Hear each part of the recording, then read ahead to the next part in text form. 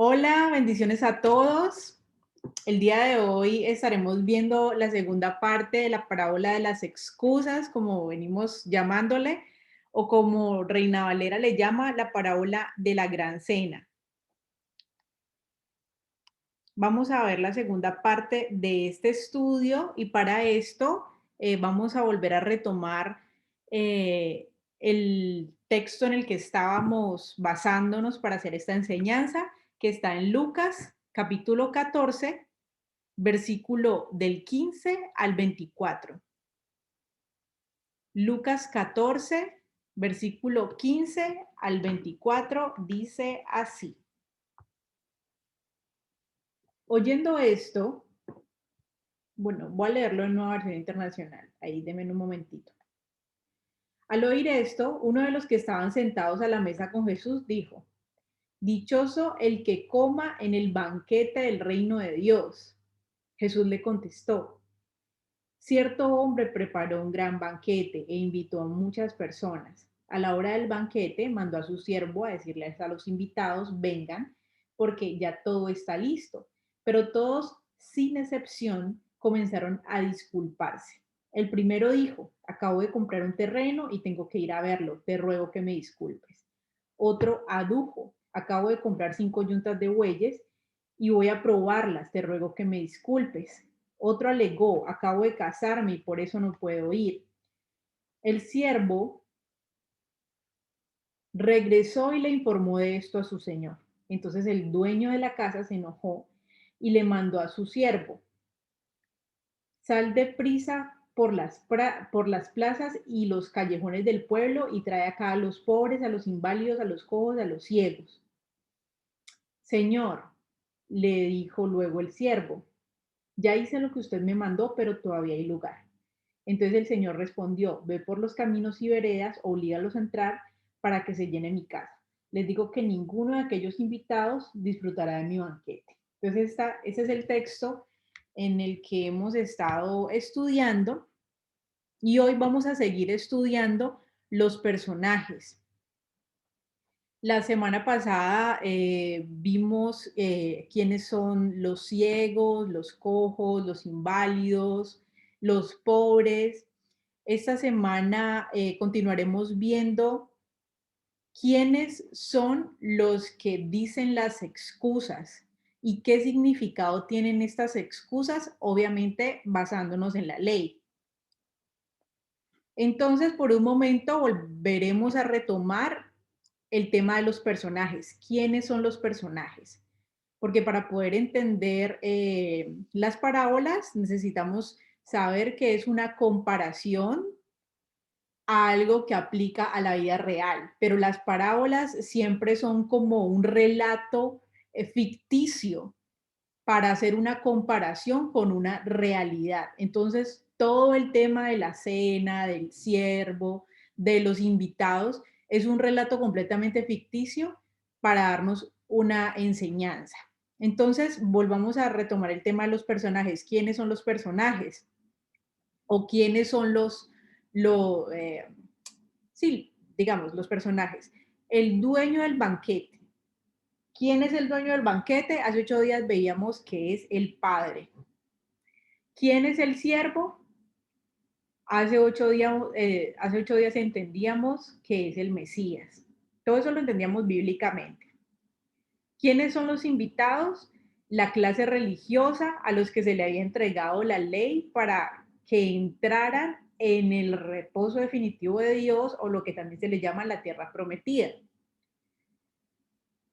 Estos son los que vamos a tocar el día de hoy. Y los no invitados, fue los que vimos hace 8 días, los que no tienen ley y por eso están bajo la maldición de la ley, es decir, las naciones. ¿Y qué es lo que tipifica la cena? Veíamos hace 8 días que la cena simplemente tipifica el reino de Dios. Entonces, para dar como una breve introducción a lo que veíamos hace 8 días y también para traer a colación un texto que se me escapó, pero que hablando aquí con el grupo de estudio bíblico pudimos rescatarlo hace 8 días en las conclusiones, que no quedan grabadas aquí en video. Vamos a ir a Deuteronomio 17:1. Deuteronomio capítulo 17, versículo 1 dice así: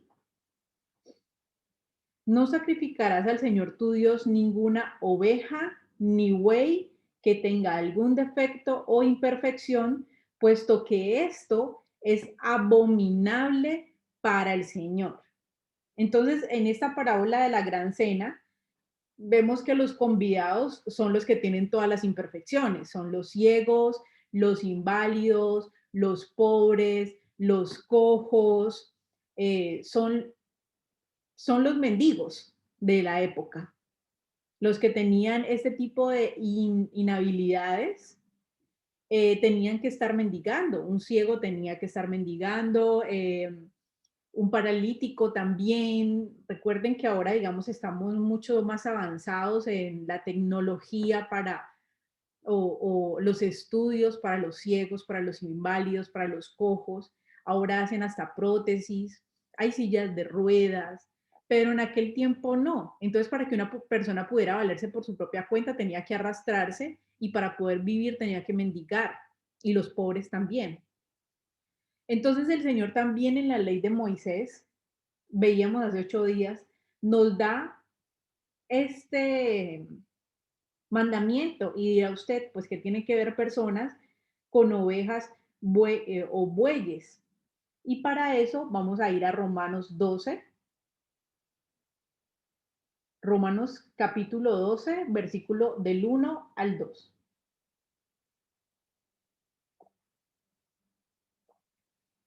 Romanos 12, del 1 al 2 dice así: Por lo tanto, hermanos,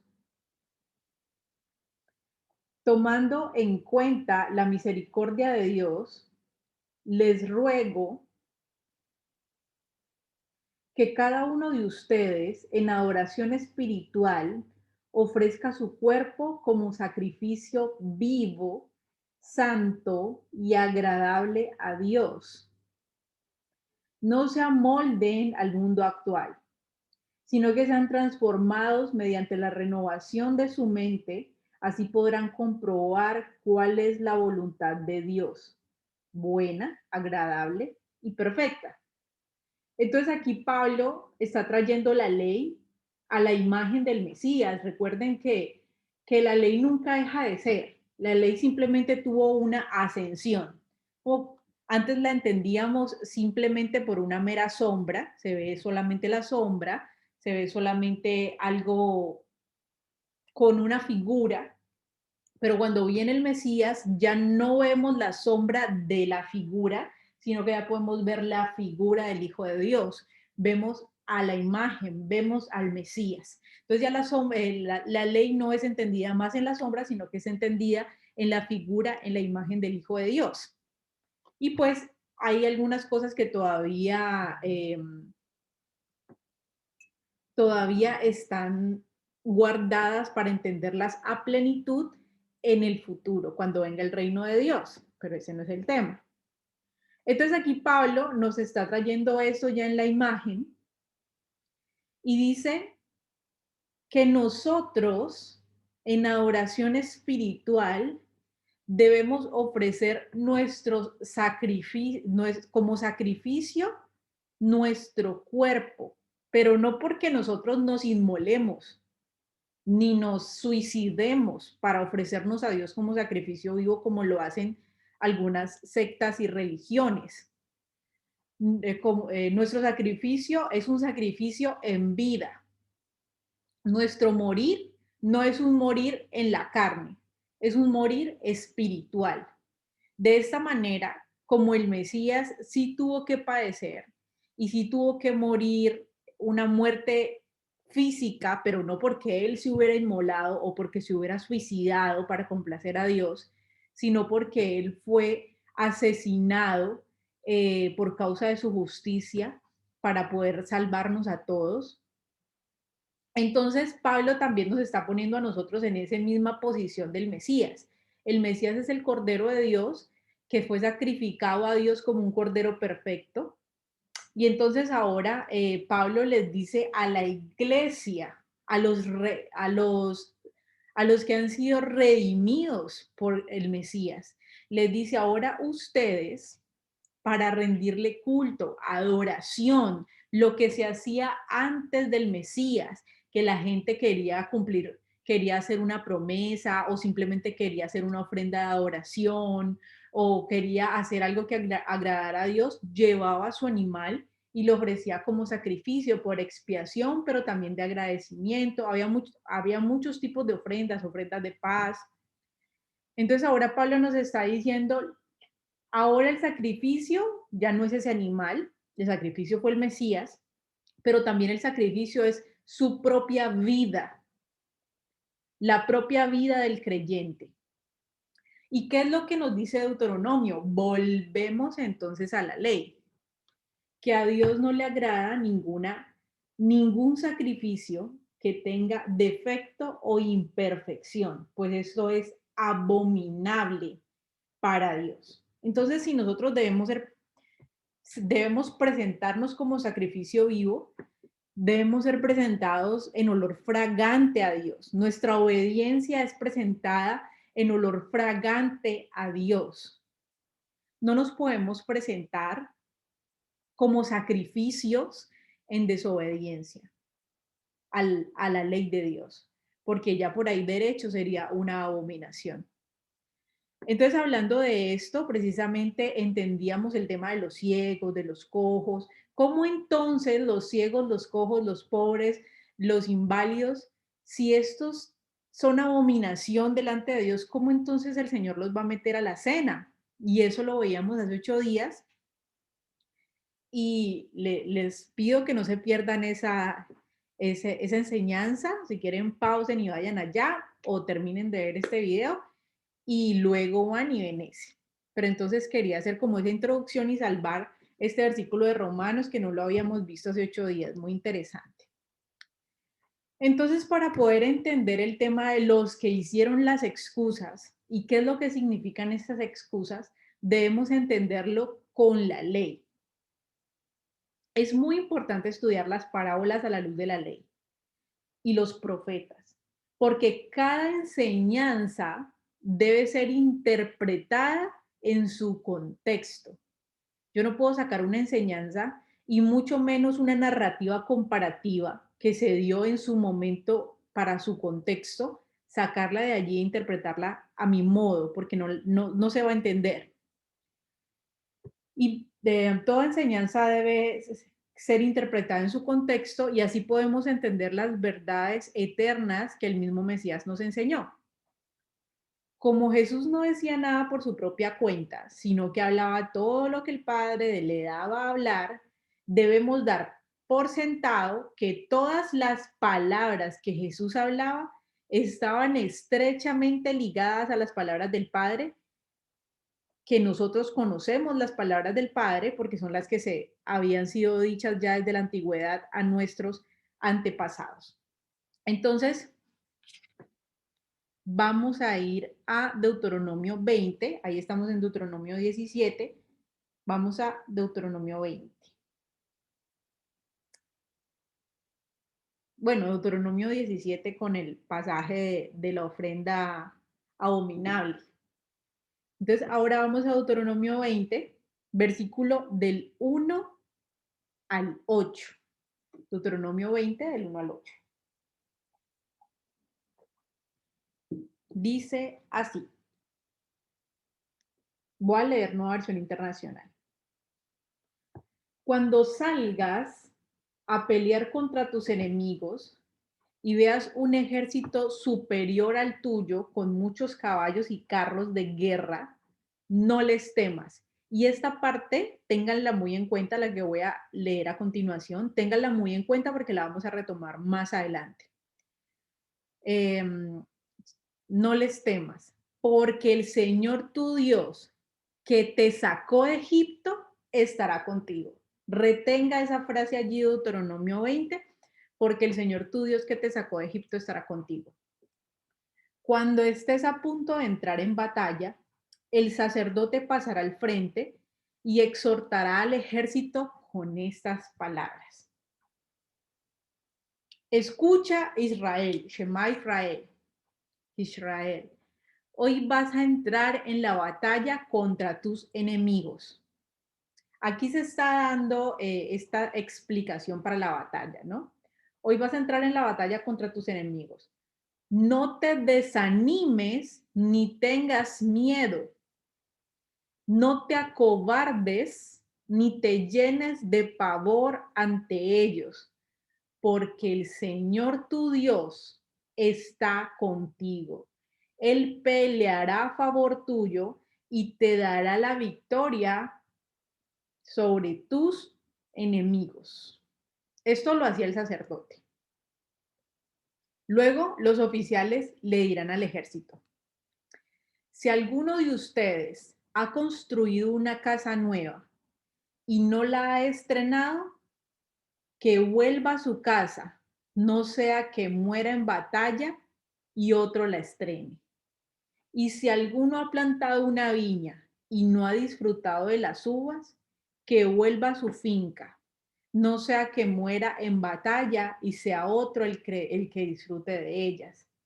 Y si alguno se ha comprometido con una mujer y no se ha casado, que regrese a su pueblo, no sea que muera en batalla y sea otro el que se case con ella.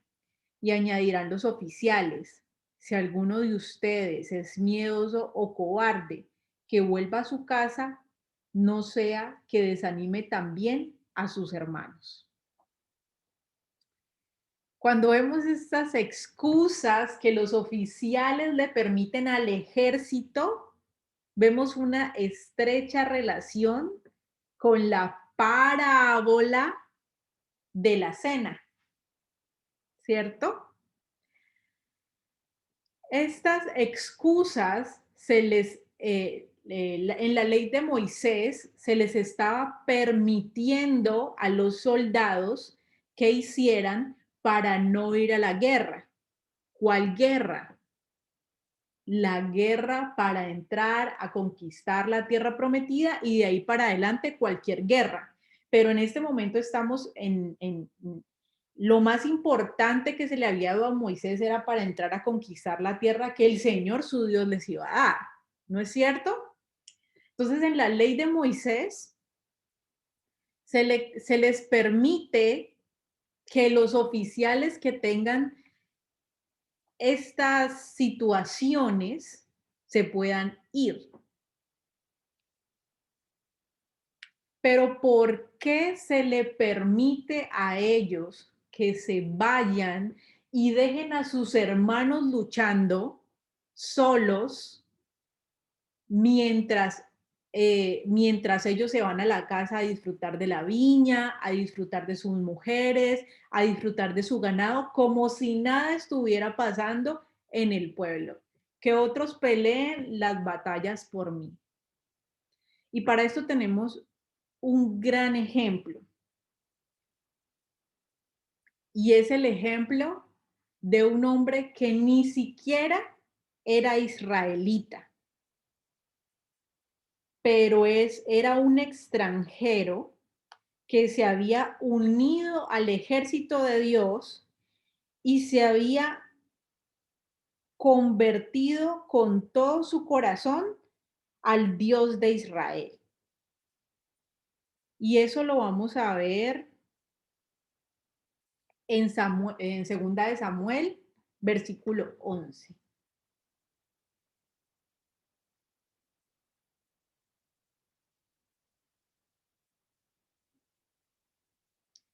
Segunda de Samuel 11. Bueno, les voy a hacer el cuento un poco corto, en especial porque esta es una historia bastante bien conocida. Y aquí llega en un momento en el que David no va a la guerra. En el tiempo de que los reyes tienen que ir a la guerra, David no va a la guerra, se queda en su palacio, lo que ya conocemos, ve a Betsabé que se está bañando, la desea, la toma como mujer para él, ella queda embarazada. Ella estaba recién casada. no había conocido a su esposo, porque como estaban en tiempo de guerra, él se casó y se fue para la guerra. No la tomó, era su esposa legalmente, pero no la tomó, así como vemos con José y María. Ellos legalmente ya eran esposos, aunque no se habían conocido, lo que nosotros ahora conocemos como compromiso. En ese tiempo no existía tal cosa como de, ay, me das un anillo de compromiso y si finalmente las cosas no suceden, pues yo te devuelvo el anillo o me quedo con el anillo y ya no nos casamos y no pasa nada. No, en ese tiempo es ya nos comprometimos, ya somos esposos, aunque no hubiéramos tenido todavía relaciones sexuales. Entonces es por eso que cuando María queda embarazada, dice el texto bíblico que José piensa en divorciarse de ella, aunque ellos pues todavía no convivían juntos, pero ya había un pacto, ¿no? Lo mismo pasaba con Urias Eteo, era su esposa, no la había conocido. Entonces, eh, versículo 5. Así que quedó embarazada y se lo hizo saber a David. Segunda de Samuel 11:5. Entonces David le envió este mensaje a Joab. Mándame aquí a Urias, ¿quién? Elitita. Urias no era natural de Israel. Urias era un extranjero que se había convertido al Dios de Israel y tenía tal convicción y tenía tal amor y tenía tal fervor por el Dios de Israel que hasta iba a pelear las batallas de Israel, aunque no era un natural. Recuerden que habían dos tipos de extranjeros, o más bien tres tipos. Había un tipo de extranjero que solamente pasaba por ahí para comerciar. El segundo tipo de extranjero era el que vivía con ellos, pero no se había adjuntado o adherido a la congregación de Israel porque no cumplía las leyes del Dios de Israel. Y el tercero eran los extranjeros que se habían adherido al Dios de Israel. Conocemos muchos extranjeros en la Biblia como um, Esther, por ejemplo, como Ruth, perdón, Esther no. Ruth era una moabita que también se había adherido. Conocemos también a Rahab, que también era una extranjera. Y así conocemos a muchos. Y en este caso, aquí hay un hitita, que no era de Israel, pero se había convertido al Dios de Israel. Y Joab así lo hizo. Cuando Urias llegó, David le preguntó cómo estaban Joab y los soldados y cómo iba la campaña, pues disimulando. Luego le dijo, vete a tu casa y acuéstate con tu mujer. Miren lo que le dice David. La ley de Moisés le permitía a Urias hacer eso, se lo permitía. No había ningún problema de que él fuera y se acostara con su mujer. Aquí lo acabamos de ver en Deuteronomio 20, donde dice, y si alguno se ha comprometido con una mujer y no se ha casado, que regrese a su pueblo, no sea que muera en batalla y sea otro el que se case con ella, entendiendo el contexto de lo que hablábamos ahorita de José y María. Entonces,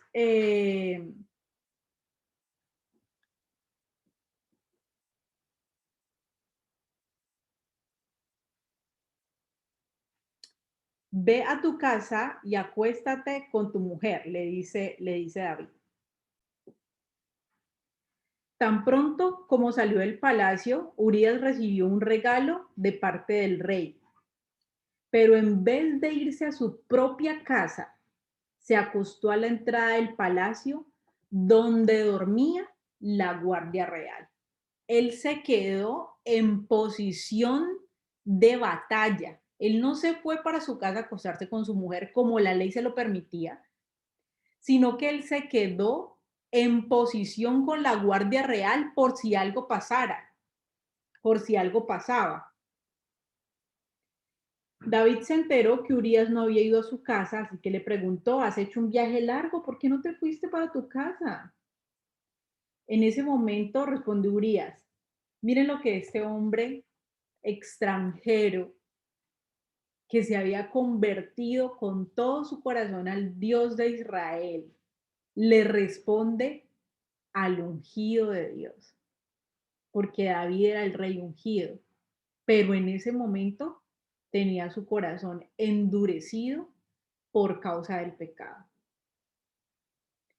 En este momento, versículo 11, respondió Urías, tanto el arca, tanto el arca, en el arca residía la presencia de Dios y cada vez que ellos iban a la batalla, el arca no se quedaba en la ciudad, el arca tenía que ir enfrente de ellos. Y David manda a Dios y manda al pueblo y él se queda en el palacio, como decimos en Colombia, muy sí señor. Dios iba y estaba peleando por ellos porque el arca iba, aunque David no fue. Y mira lo que le dice Urías, tanto el arca como los hombres de Israel y de Judá se guarecen en simples enramadas y mi señor Joab y sus oficiales acampan al aire libre. O sea, no tienen una fortificación, están corriendo peligro. Y yo voy a entrar en mi casa para darme un banquete y acostarme con mi esposa, tan cierto como que su majestad vive, que yo no puedo hacer tal cosa. Y a mí me ministra mucho esta respuesta de Urias. Porque si él lo hubiera querido hacer, la ley se lo permitía. Y ahora vamos a entender por qué la ley lo permitía. Pero él, el corazón de él, estaba con el pueblo y con el Dios de Israel. Bueno, entonces quédate hoy aquí y mañana te enviaré de regreso, replicó David. Urías se quedó ese día en Jerusalén, pero al día siguiente David le invitó a un banquete y logró emborracharlo. A pesar de eso, Urías no fue a su casa, sino que volvió a pasar la noche donde dormía la guardia real. En ese momento, Urías fue más justo que David. Tremendo. Hermosa enseñanza la que nos deja este extranjero. Y también podemos ver, aún en este ejemplo, cómo el Señor nos llama de entre las naciones para que guardemos sus ordenanzas y guardemos sus mandamientos. Entonces, volvemos al tema. ¿Por qué la ley le permitió eso, ese tipo de excusas al pueblo? Y para esto vamos a ver una explicación que el Mesías nos da en Marcos 10:5.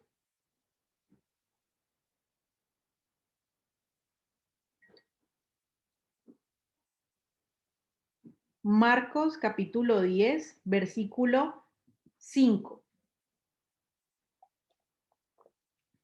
Dice así, esta ley la escribió Moisés para ustedes por lo obstinados que son, aclaró Jesús, o como dice otra versión, por la dureza de su corazón. Obviamente este texto habla acerca del divorcio. Cuando le preguntan a Jesús, ¿y por qué Moisés? Pero no era que Moisés inventara cosas, sino que Dios le había entregado la ley a Moisés y en esa ley se permitía el divorcio en algunas causales, como se nos permite ahora el divorcio en algunas causales o en alguna causal. Entonces el Señor, ¿por qué Moisés entonces le permitió el divorcio? Y Jesús le responde, pues esa ley fue creada porque ustedes tienen el corazón endurecido o por la dureza del corazón.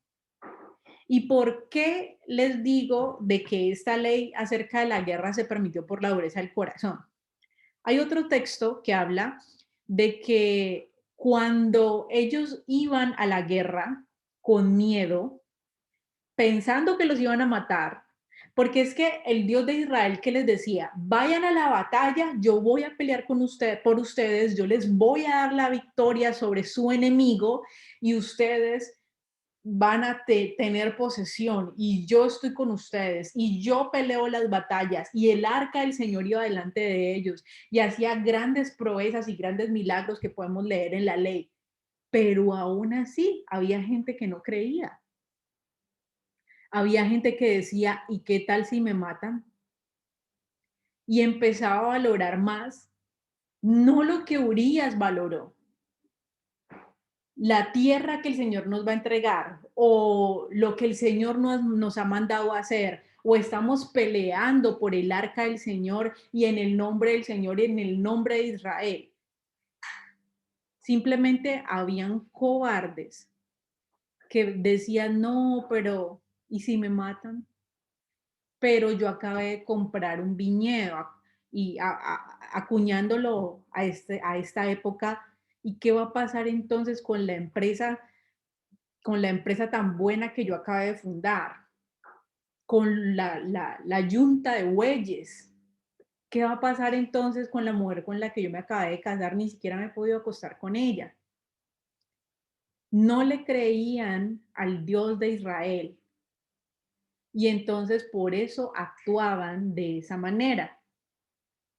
Y es por eso que aún en el Apocalipsis, vamos a Apocalipsis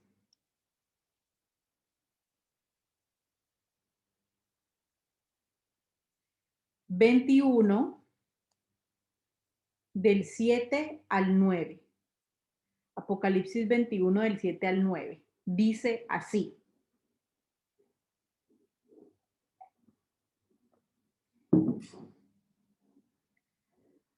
Dice, el que venciere heredará todas las cosas. Está hablando simbólicamente de una batalla. El que venciere heredará todas las cosas y yo seré su Dios y él será mi hijo.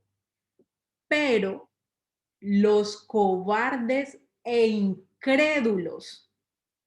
¿Qué pasaba con los cobardes e incrédulos de en medio del ejército? Empezaban a hablar entre ellos.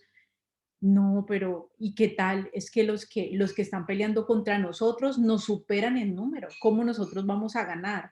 No, yo vi y esas personas tienen mejores armas, son mucho más altos que nosotros, tienen una caballería mucho mejor. No, ¿qué tal que perdamos? Entonces, con esas palabras, lo que hacían era desanimar a los que sí iban en el nombre del Dios de Israel e iban a pelear con toda. Lo que sembraban alrededor era un desaliento y un desánimo, y entonces el pueblo dejaba de creer que ellos iban a ganar la batalla, no porque ellos fueran muchos, no porque ellos fueran fuertes, no porque ellos tuvieran gran ejército, sino porque el Dios de Israel iba con ellos y les iba a dar la victoria e iba a pelear por ellos. Dejaban de creer en el Dios de Israel y desanimaban a los demás. Entonces, por la dureza del corazón de esos cobardes e incrédulos de en medio del ejército que válgame la redundancia, que no creían, por esa dureza del corazón de ellos se da esta ley. Los que no creen, váyanse.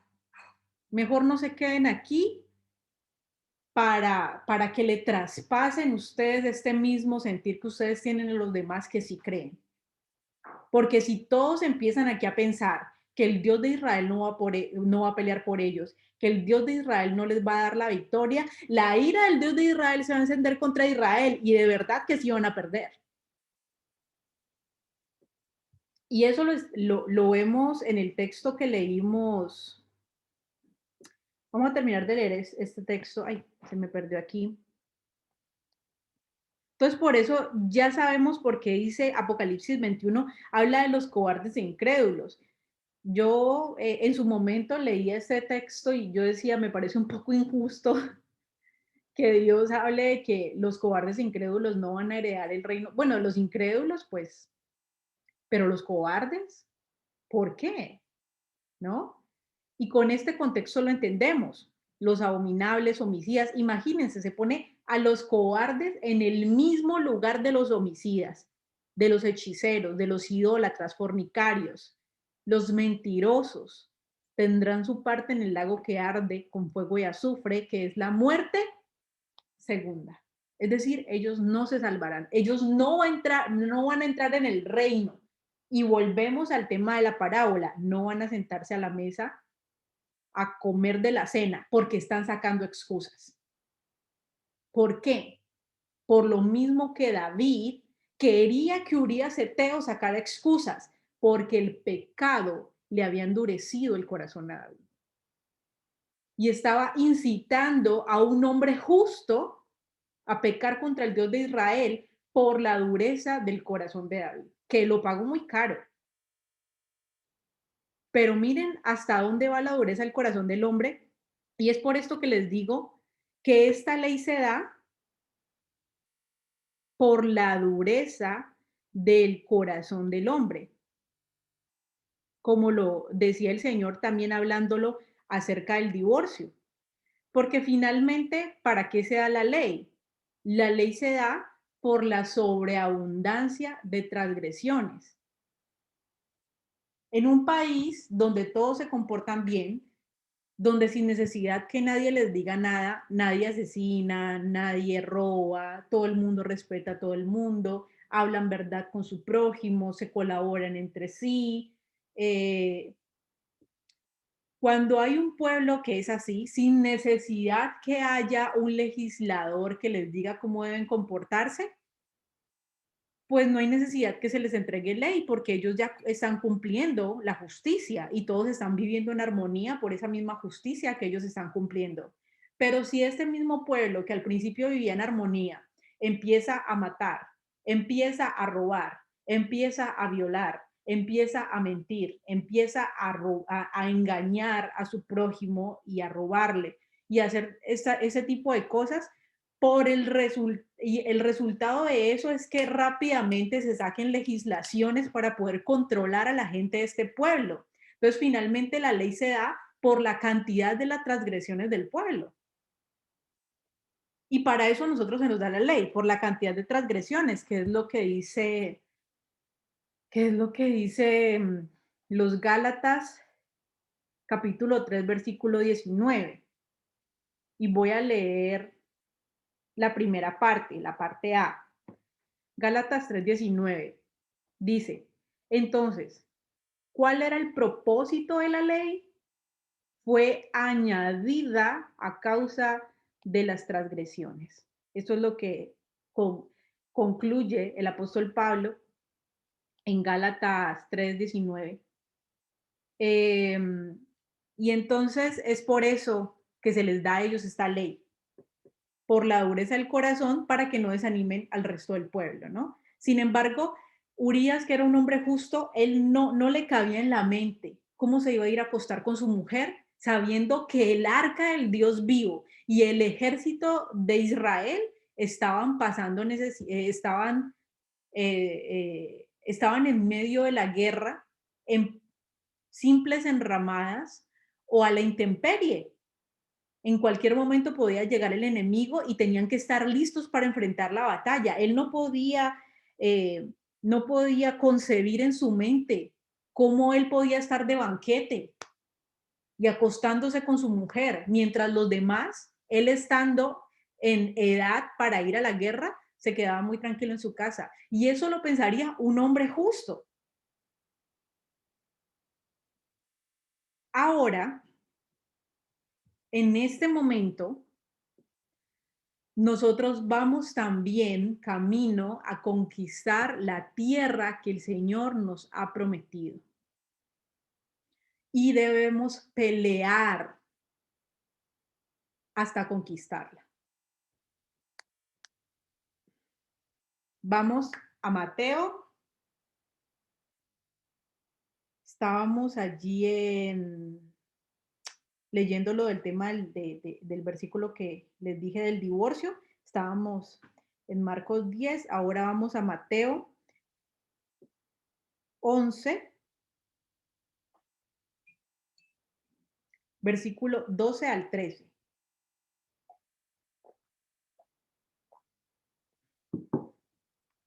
Mateo 11, del 12 al 13, dice así. Desde los días de Juan el Bautista hasta ahora, el reino de los cielos, bueno, lo voy a leer en Reina Valera, que me gusta más como lo dice. Reina Valera dice, desde los días de Juan el Bautista hasta ahora, el reino de los cielos sufre violencia y los violentos lo arrebatan. Porque todos los profetas y la ley profetizaron hasta Juan. ¿Qué profetizaron hasta Juan?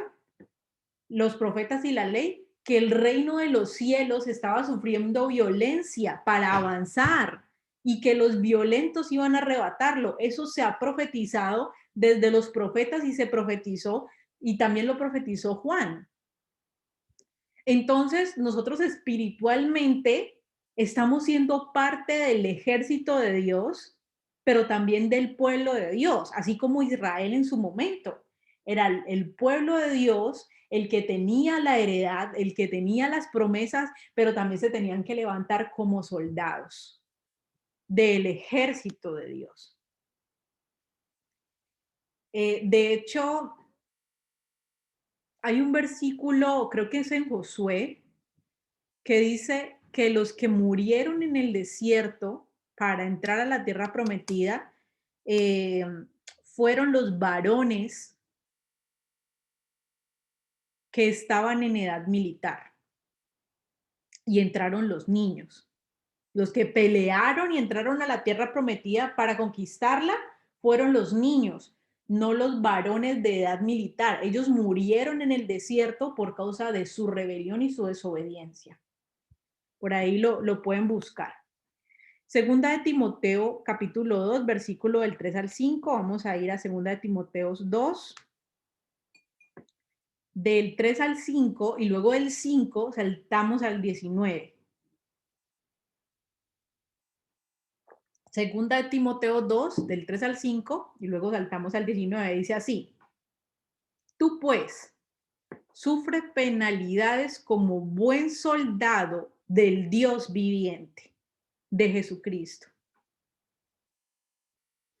Ninguno que milita se enreda en los negocios de la vida a fin de agradar a aquel que lo tomó por soldado. Y también el que lucha como atleta no es coronado, sino lucha legítimamente. Saltemos al versículo 19. Pero el fundamento de Dios está firme. ¿Cuál es el fundamento de Dios que está firme y es inconmovible? Teniendo este sello, conoce el Señor a los que son suyos y apártese de iniquidad todo el que invoca el nombre de Cristo. Ese es el fundamento de Dios que está firme. Dios conoce a los que son suyos y apártese de iniquidad todo el que invoca el nombre de Cristo. Entonces, ¿de qué manera nosotros somos buenos soldados del ejército de Jesucristo? No enredándonos en los negocios de la vida. ¿Y cuáles son los negocios de la vida? Dice el versículo 19, la iniquidad, la infracción de la ley. En eso no debemos seguirnos enredando, sino debemos apartarnos de iniquidad para sufrir penalidades por la justicia como un buen soldado de Jesucristo. ¿Cierto? Vamos a leer también Efesios 6, del 10 al 18. Efesios capítulo 6, del 10 al 18, sigue diciendo Pablo así.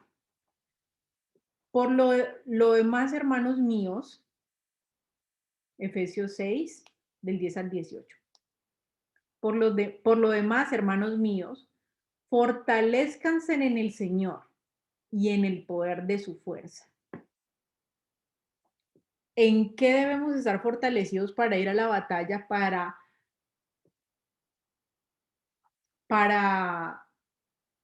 entrar en la tierra prometida? Porque el reino de los cielos sufre violencia, solo los violentos lo arrebatan, pero los violentos que se fortalecen en el Señor y en el poder de su fuerza. Y luego nos habla como si nosotros verdaderamente fuéramos a una batalla, porque ¿quién eran los que se tenían que poner armadura en la antigüedad? Los que tenían que ir a batalla, los que tenían que ir a enfrentarse contra el enemigo. Y dice, ellos tenían una armadura física, ustedes ahora tienen la armadura, pero la de Dios. ¿Y Dios qué es? Dios es espíritu y todo el que lo adora en espíritu y en verdad. Entonces ahora el Señor nos ha dado una armadura espiritual a la que Pablo le llama la armadura de Dios. Es decir, que nosotros debemos tener un grado de dignidad para usar esa armadura de Dios. Un grado de dignidad espiritual, no delante de los hombres, sino delante de Dios. Vístanse de toda armadura de Dios para que puedan estar firmes contra las acechanzas del enemigo, porque el reino de los cielos sufre violencia. Entonces, ¿de qué tipo de violencia está hablando Jesús? ¿Y de qué tipo de armadura debemos vestirnos nosotros o de qué manera debemos pelear contra el enemigo? Dice, porque no tenemos lucha contra carne ni sangre. ¿Cuál es la lucha que nosotros tenemos ahora? ¿Con otro país? ¿Con mi vecino? ¿Con mi familia? ¿Con una entidad? ¿Con el gobierno? Nuestra lucha para poder entrar en el reino de los cielos no es contra carne ni sangre, sino contra principados, contra potestades, gobernadores de las tinieblas de este siglo, contra huestes de maldad en las regiones celestiales. Por tanto, tomen toda la armadura de Dios para que puedan resistir el día malo, el día que venga la tentación, y habiendo acabado todo, sigan estando firmes, no mueran en la batalla, no mueran en la tentación. Va a venir la tentación, va a venir el enemigo, va a querer atacarlos y ustedes deben tener la armadura de Dios para que no mueran en la batalla por el pecado, sino que cuando todo termine permanezcan firmes. Estén pues firmes, ceñidos sus lomos con la verdad, ceñidos los lomos con la verdad. ¿Cómo yo me puedo poner la armadura de Dios ciñéndome mis lomos con la verdad si no hay verdad en mí? ¿Y cuál es la verdad? La que dijo el presidente, la que dice mi vecino, la que me contaron unos youtubers, la que dice determinada corriente política, la que yo mismo digo. ¿Cuál es la verdad? La verdad con la que nosotros debemos estar aprestos todo el tiempo y vivir conforme a esa verdad, hablar conforme a esa verdad, razonar conforme a esa verdad, y todo debemos filtrarlo por esa verdad, es la verdad eterna, que es la palabra de Dios. Si nosotros no vivimos conforme a esa verdad, estamos viviendo en mentira y hablando mentira, porque la única verdad inconmovible y eterna es la verdad de la Biblia. ¿Cómo yo me puedo ceñir con la verdad si no estoy viviendo en verdad? Debo vivir en verdad para poder ponerme esa verdad. Es una armadura espiritual. Yo no me puedo poner algo que yo no soy digno para portar. Dice, vístanse con la coraza de justicia, con la coraza de justicia. ¿Qué es la justicia? La justicia es lo que a cada uno le corresponde, lo justo. ¿Quién razona de manera justa? Si ahora el mundo está loco llamándole a lo bueno malo y a lo malo bueno. ¿Qué es la justicia? La justicia son las leyes de Dios. Eso es la medida justa, porque Dios no tiene favoritismo con nadie. Y la ley de Dios a todos nos habla de la misma manera, grandes y pequeños, reyes y esclavos, hombres y mujeres, viejos y niños, a todos nos habla de la misma manera y nos confronta de igual forma, porque es justa para todos y discierne los pensamientos de todo el mundo. Entonces, vístanse con la coraza de la justicia, con la ley de Dios. Todo apunta a la ley de Dios. Calzados los pies con el apresto del evangelio de la paz. Hay que predicar el evangelio para que más personas se sigan adjuntando a este ejército del reino de Dios y vivan en justicia. Sobre todo, tomen el escudo de la fe con el que pueden apagar los dardos del maligno. La única manera de poder apagar los dardos del maligno es siguiendo el ejemplo de nuestro Mesías. Cuando el maligno le mandaba un dardo en la tentación, ¿él con qué lo confrontaba? Con el escudo de fe. Escrito está. Escrito está. Escrito está. Y nada puede penetrar a la palabra eterna del Dios viviente. Al escrito está. Con que pueden apagar los dardos de fuego del maligno, y el yelmo de la salvación y la espada del Espíritu, que es la palabra de Dios. O sea que para uno ponerse la armadura de Dios debe vivir la palabra de Dios, predicar la palabra de Dios y hablar la palabra de Dios. Vivir la palabra de Dios, predicar la palabra de Dios y hablar la palabra de Dios. Eso es lo que uno tiene que hacer para poder salir victorioso en medio de esta batalla en la que el Dios vivo, el arca del Dios vivo, va en medio de su pueblo.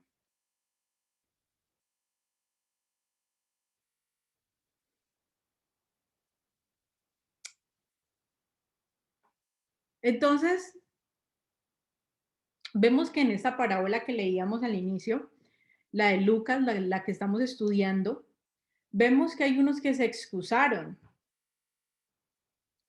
por ser cobardes y por ser incrédulos. Se excusaron porque tenían el corazón duro. Dice esa parábola, todos sin excepción se excusaron. Israel fue al que inicialmente se le entregó esa Torá. Y las naciones quedamos por fuera por ser los que no tenían ley, los defectuosos, los pecadores, los que de manera figurativa se les podía entender como cojos, enfermos, ciegos, mendigos, pobres, porque no teníamos la ley de Dios que nos da vida. Pero Israel sí la tenía. Sin embargo, vendió el tiquete para entrar al reino de los cielos, para heredar la tierra prometida. Lo vendió por sus propias posesiones, por lo que para ellos valía más, porque en verdad no creían la palabra del Dios vivo. Y en este momento, ya nosotros no vamos a conquistar, les dije ahí cuando estábamos leyendo un texto al inicio, ya nosotros no vamos a conquistar en nombre de Yahweh, que nos sacó de Egipto, porque la profecía dice que vamos a conquistar en medio de Yahweh, en el nombre de Yahweh, que nos está llamando de los confines de la tierra. Eso dice la profecía. Ahora no vamos a conquistar en el nombre de Yahweh que nos sacó de Egipto, sino estamos siendo convidados al reino en el nombre de Yahweh que nos está llamando de los confines de la tierra. Entonces, ¿qué dice la profecía? Vamos a Jeremías 16, del 14 al 16.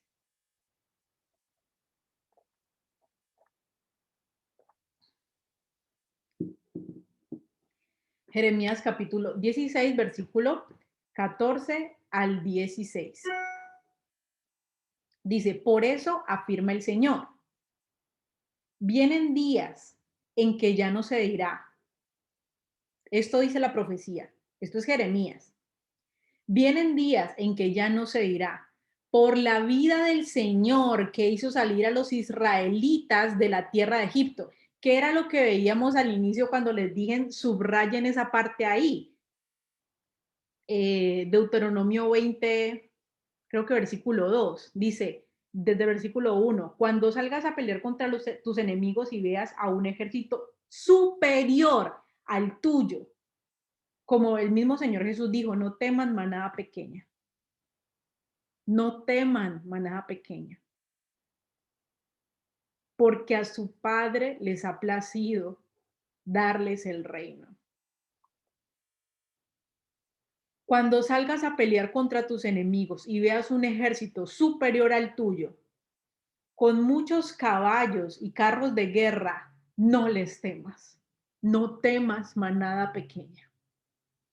Porque el Señor tu Dios que te sacó de Egipto estará contigo, pero ya no se dirá más, dice la profecía, en el nombre del Señor tu Dios que te sacó de Egipto, sino por la vida de Yahweh que hizo salir a los israelitas de la tierra del norte y de todos los países donde los había expulsado. Y de esto vamos a hablar a profundidad dentro de 8 días. Es un tema precioso. Pero esta es la profecía, que el Señor nos está llamando de los confines de la tierra. Miren, aquí tengo un grupo de estudio bíblico de mujeres en el que se conectan mujeres de España, de Argentina, de otras partes de los Estados Unidos, de Colombia, y a una nos estamos conectando en estos estudios bíblicos y allá donde usted está viéndome, no sé en qué país está, pero Dios nos está llamando de todos los confines de la tierra para que permanezcamos firmes con la armadura de Dios y entremos con violencia a la tierra prometida, porque Yahweh nos va a dar la victoria. Sigue diciendo el texto de Jeremías, yo los haré volver a su tierra. Esa es la profecía, la que antes di a sus antepasados. La que antes di a sus antepasados. Voy a enviar a muchos pescadores, afirma el Señor, y ellos los pescarán a ustedes. Lo que le dijo el Señor a Pedro, los haré pescadores de hombres. Después enviaré a muchos cazadores y ellos los cazarán a ustedes, y por las montañas y las colinas y por las grietas de las rocas. Bueno, esta es la profecía. Ahora vemos lo que el Mesías dijo. Vamos a leer este texto que el Mesías reafirma conforme a la profecía del profeta Jeremías. Recuérdense que el espíritu del profeta se sujeta al profeta. Y el Hijo de Dios era, aparte de hijo, rey, sacerdote, también es profeta. Y él siempre se sujetó a la profecía de los profetas de Dios. Y reafirma esta profecía en Lucas 13, del 23 al 30. Lucas 13, del 23 al 30, dice así, lo voy a leer rapidito. Señor, ¿son pocos los que van a salvarse? Le preguntó uno. ¿Qué le responde el Señor? Esfuércense por entrar por la puerta estrecha, contestó. Porque les digo que muchos tratarán de entrar y no podrán. Tan pronto como el dueño de la casa se haya levantado a cerrar la puerta, ustedes desde afuera se pondrán a golpear la puerta diciendo, Señor, ábrenos. Pero les contestará, no sé quiénes son ustedes. Entonces dirán, comimos y bebimos contigo y tú enseñaste en nuestras plazas. Pero él les contestará, les repito que no sé quiénes son ustedes. Apártense de mí, todos ustedes, hacedores de injusticia. Esta palabra injusticia que aparece aquí es anomía. Apártense de mí todos ustedes, no los conozco, todos ustedes los que quebrantan la ley. Anomía. Apártense de mí todos ustedes los que quebrantan la ley. Así de qué manera nosotros podremos entrar por la puerta estrecha con la armadura de Dios. ¿Y cómo podremos entrar con la armadura de Dios? Viviendo la palabra de Dios, evangelizando, predicando la palabra de Dios y hablando la palabra de Dios. Esa es la manera de entrar en la tierra prometida, haciendo conforme a la justicia, no andando en la infracción de la ley. Allí habrá llanto y rechinar de dientes cuando vean en el reino de Dios a Abraham, a Isaac, a Jacob y a todos los profetas, mientras a ustedes los echan fuera. Habrá quienes lleguen, y aquí está la profecía y también está la explicación de la parábola de la cena que estamos entendiendo. Habrá quienes lleguen del oriente, del occidente, del norte, del sur, para sentarse al banquete en el reino de los cielos. ¿Qué decía la profecía?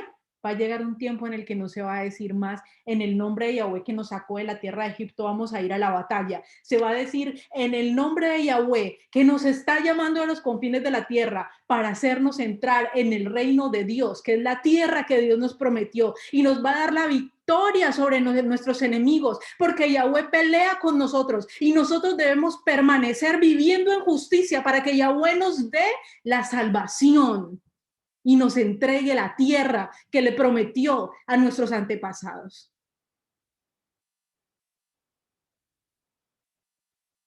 En estos días he estado haciendo un devocional, mi devocional ahorita está en Josué, y ellos entran en la tierra prometida. La primera ciudad que toman es Jericó. Sabemos lo que ellos hacen, ellos le dan vuelta a Jericó y Dios les entrega Jericó. Pero con Jericó, ¿qué pasa? Dios les dice, Jericó es la primera ciudad, es la primicia, y la primicia es mía. Ustedes no tienen por qué tocar la primicia, es mía. Maten personas, animales, todo, pero todo lo que es oro, plata, piedras preciosas, lo de valor, me lo van a traer a mí. Yo Yahweh su Dios, porque es la primicia. ¿Qué pasó? ¿Qué pasó? Un hombre de la tribu de Judá se sintió tentado con unos mantos babilónicos y con unas cosas de oro y creo que de plata, las tomó sin que nadie lo viera, las ocultó en su tienda para sí mismo. Fue la primera ciudad que tomaron los israelitas. ¿Cuál fue la razón por la que los israelitas estuvieron vagando 40 años? Dijeron, Jericó es una ciudad donde la gente es muy fuerte, Canaán es una ciudad donde la gente es muy fuerte, no vamos a poder conquistar esa tierra. Solamente Josué y Caleb se levantaron y dijeron, sí, los vamos a comer como a pan. Pero por la rebelión de ellos, tuvieron que vagar en el desierto 40 años porque todo el pueblo le hizo caso a los otros espías. Pero la segunda ciudad se llamaba Hai, creo que se llama, o Ai, la verdad no sé cómo pronunciarla.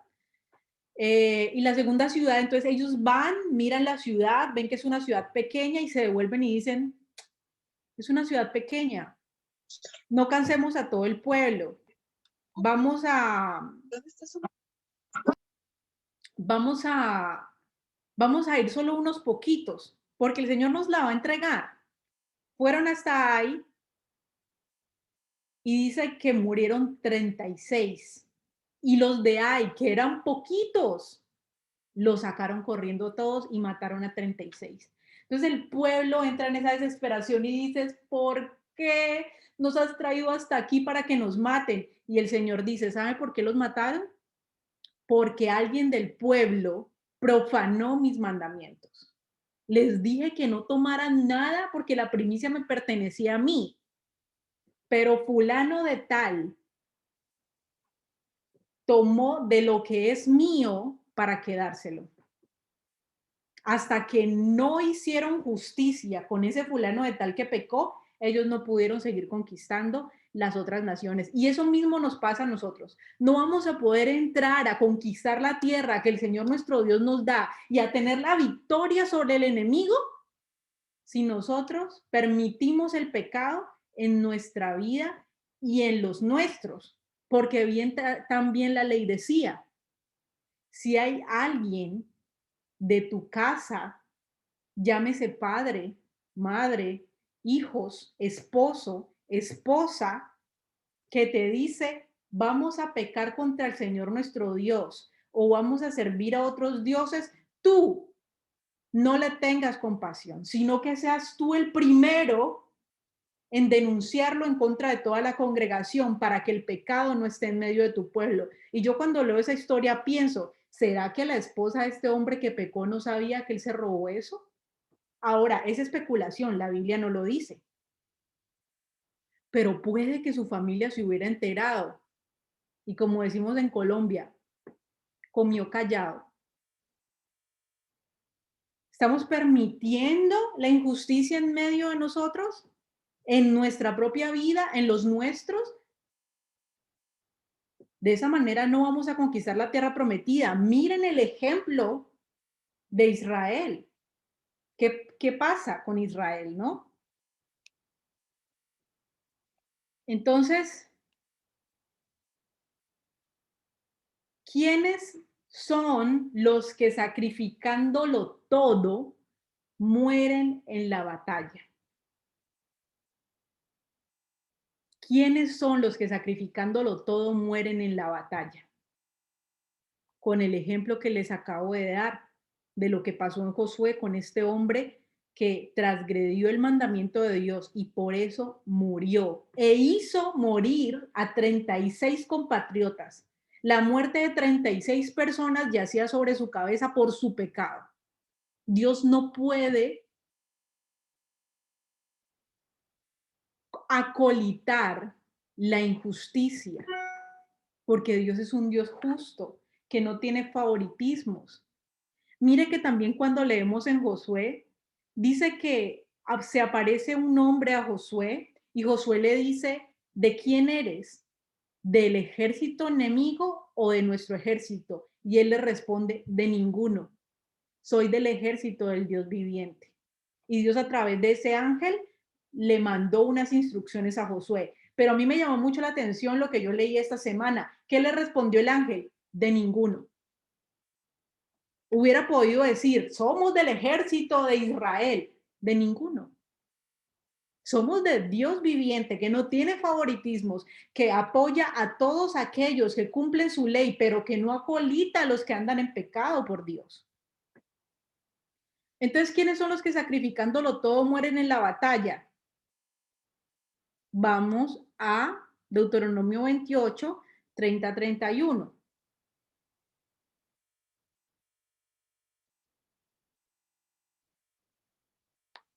Deuteronomio 28, 30, 31 dice así. 28, 30, 31 dice las maldiciones de la desobediencia.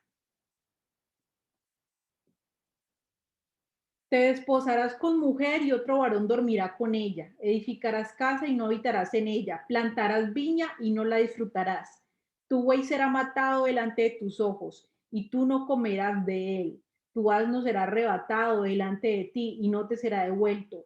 Tus ovejas serán dadas a tus enemigos y no tendrás quien te las rescate. Este es un texto que habla acerca de las maldiciones de la desobediencia.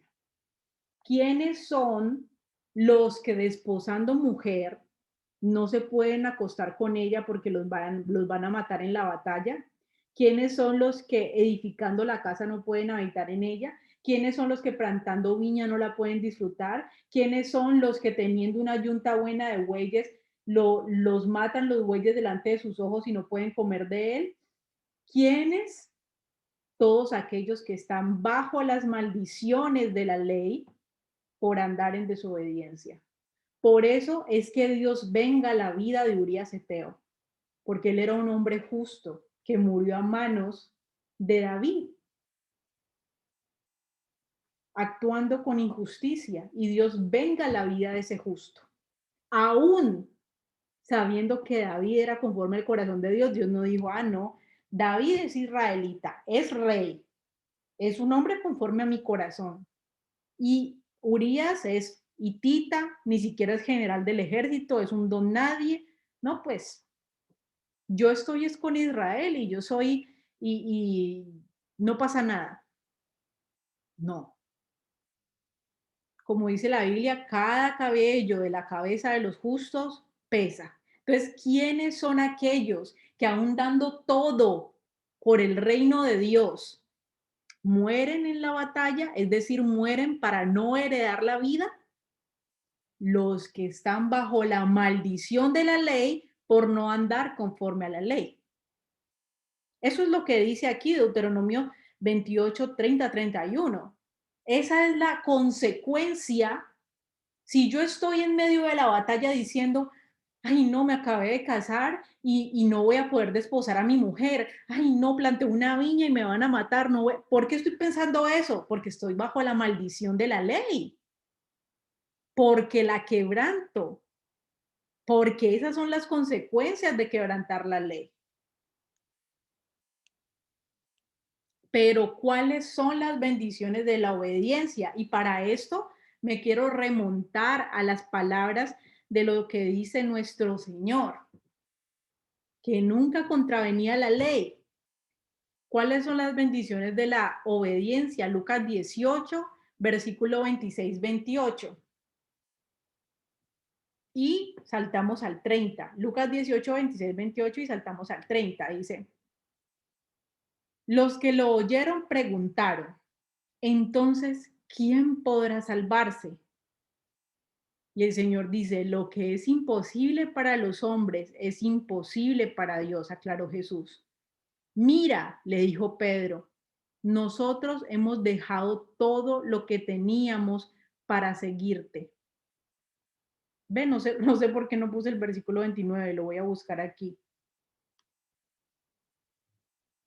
Lucas 18, 26, 29 dice, no, versión internacional. 29.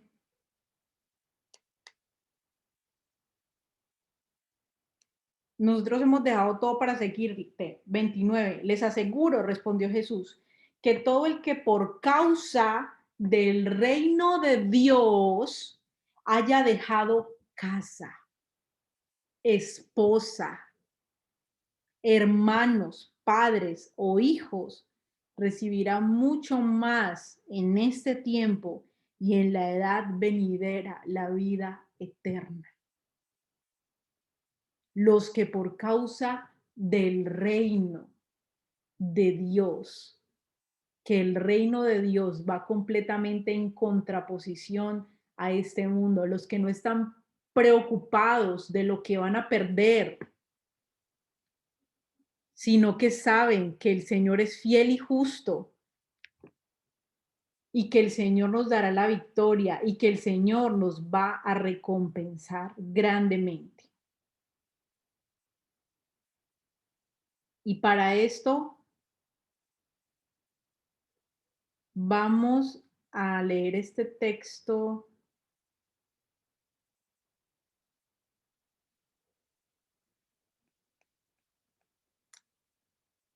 Se me perdió este último texto.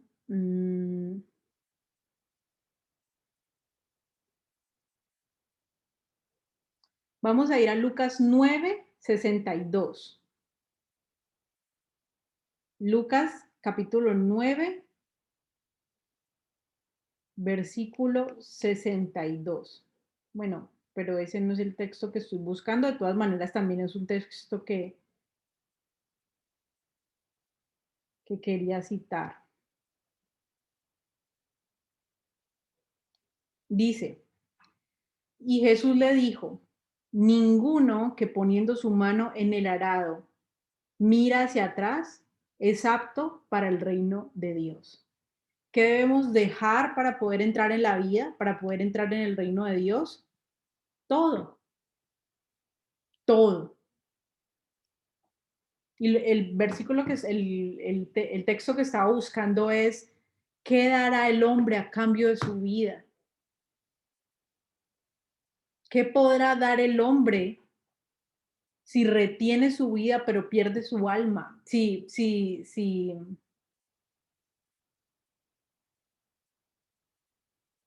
pierde su alma, qué podrá dar el hombre para que pueda obtener su alma de regreso? ¿Cuántas riquezas? ¿Cuántas cosas podrá el hombre para poder ganar su alma? Ninguna. Todo debemos dejarlo por el reino de Dios, siguiendo el ejemplo de este hombre justo, Urías Eteo, que militaba en el nombre del Dios de Israel, sabiendo que el Señor le iba a entregar a su pueblo la tierra. Y ahora el Señor nos está reuniendo de todas las naciones, norte, sur, oriente y occidente, para entregarnos la tierra que le ha prometido a nuestros antepasados, para entregarnos la tierra que le ha prometido a nuestros antepasados. Y entraremos en la salvación y entraremos en la tierra prometida. Pero para eso debemos avanzar, ser soldados dignos de ser soldados de Jesucristo, ponernos esta armadura y pelear en el nombre de nuestro Dios para poder entrar en la tierra prometida, para abrirnos paso para entrar en la tierra prometida. No podemos ser esos cobardes, no podemos ser esos incrédulos. Ya vimos que en la parábola los cobardes y los incrédulos se les cierra la puerta. No los conozco, apártense de mí, hacedores de maldad. Y a quienes de la cena, de los convidados, se les cerró la puerta a los cobardes y a los incrédulos, los del pueblo de Israel que sacaron excusas. Mateo 16:26, me está diciendo por aquí Isa.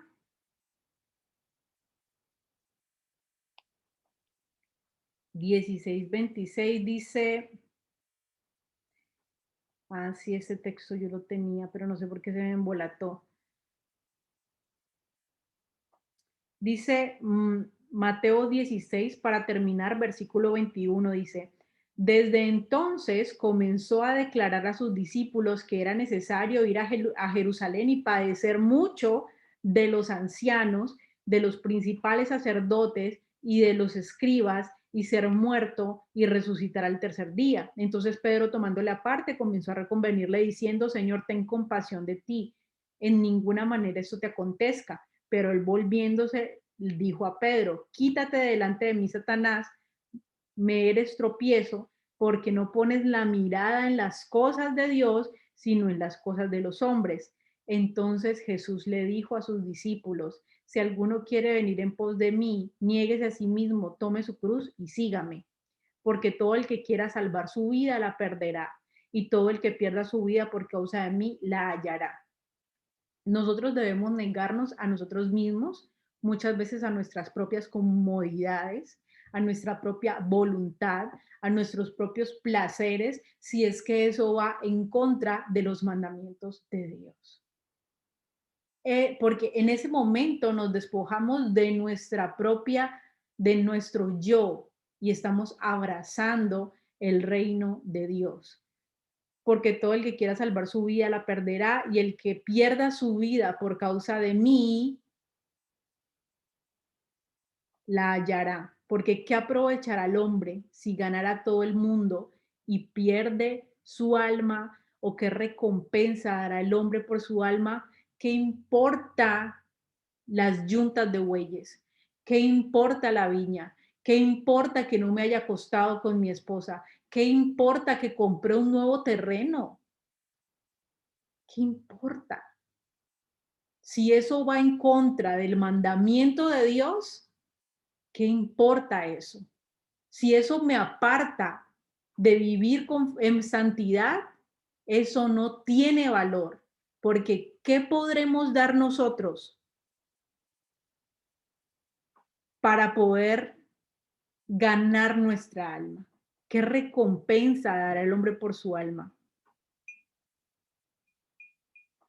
Dice, porque el Hijo del Hombre vendrá en la gloria de su Padre con sus ángeles y entonces pagará a cada uno conforme a sus obras. Y esto hablando del momento en el que Dios ve, en el que Cristo venga en la plenitud de su reino, que eso es lo que nosotros esperamos, anhelamos que venga nuestro Señor, en la plenitud de su reino. Amén. Bueno. Ya con esto concluimos la segunda parte de la explicación de esta parábola. Muchas gracias por quedarse hasta aquí.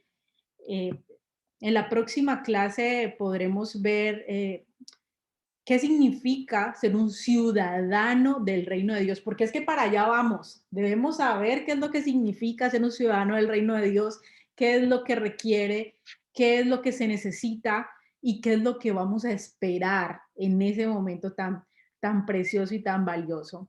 Mientras tanto, pueden seguir viendo el contenido del canal. Les invito también a que se suscriban y les den like al video si les gustó. Un abrazo para todos y muchas bendiciones.